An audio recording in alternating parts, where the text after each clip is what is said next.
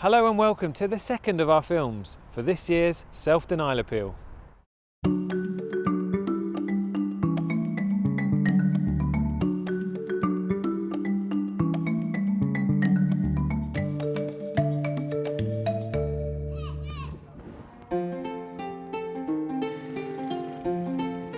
This year, we're revisiting some of the people and places we've featured before.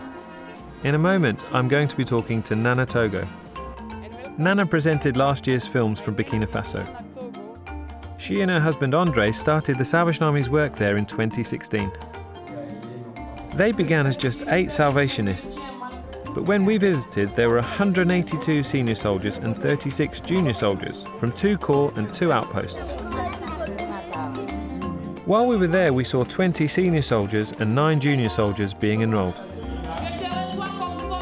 We saw how the Salvation Army has been helping people who are struggling.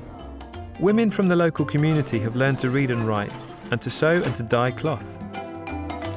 Micro-enterprise projects mean these women now are earning enough money to send their children to school. And outreach projects mean some of the local men have started to come along on a Sunday. So I'm going to get in touch with Nana and find out how she and Andre are getting on. Hi, Captain Nana Togo. Nice to meet you. Ça va? Oui, ça va. Really good to speak to you. I know your husband, Captain Andre Togo, really well. I've been working with him for over a year, but I've never met you, so this is a real pleasure.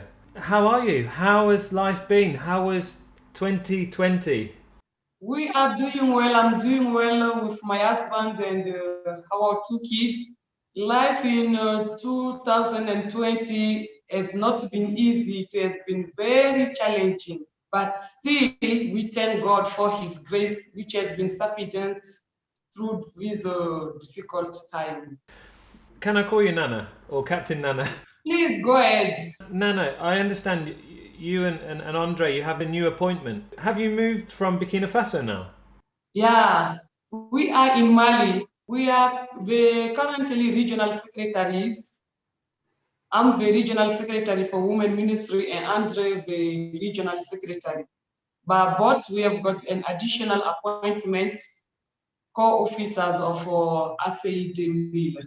How has the pandemic affected the Ministry of the Salvation Army in the region? Because when we read the statistics for Burkina Faso and Mali, the death count is relatively low, but the economic impact seems from what you're saying is quite large. Is that correct?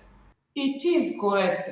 You know, the situation usually it is not easy in Africa, particularly in Burkina Faso, where we have been seeing extreme poverty. And when this pandemic of COVID-19 came, the situation became worse. As well in Mali, you know, people don't have access to these elementary needs, and it is very difficult. Churches as well have been affected, even schools in all areas. Everybody is affected by this pandemic. The community project we have been working with in Burkina Faso, there were so many with ladies.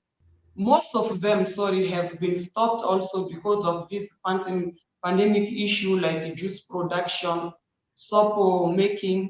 But we also thank God, through the Salvation Army, always we manage to still meet some need of the people, and we thank God for that. One of the things we've been able to partner with the Mali region on this year is to fund with you a project vehicle. Can you tell us the impact the project vehicle has had? We have got so many remote areas in Mali that it wasn't easy at all.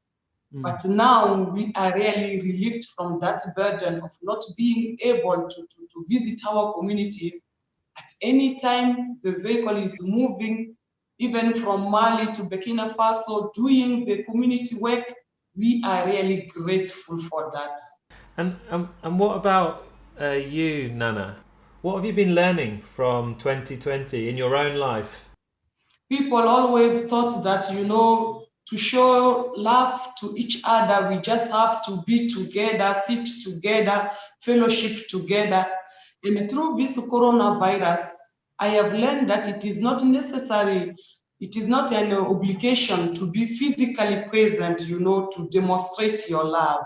Even though we can be absent physically, but in mind, through practical actions, still we keep that bound, of humanity we share together. Thanks for your inspiration to us in the United Kingdom and Republic of Ireland, and God bless you. Okay, thank you very much to you too, Benjamin. And be assured of our prayer support. We are praying for you day and night. You are in our mind and thought in our heart. May the Lord keep on visiting you individually and as a territory as well. Thanks so much. Bye, Nana. Bye. In next week's film, I'll be talking to Richard Bradbury, who's serving in Bangladesh.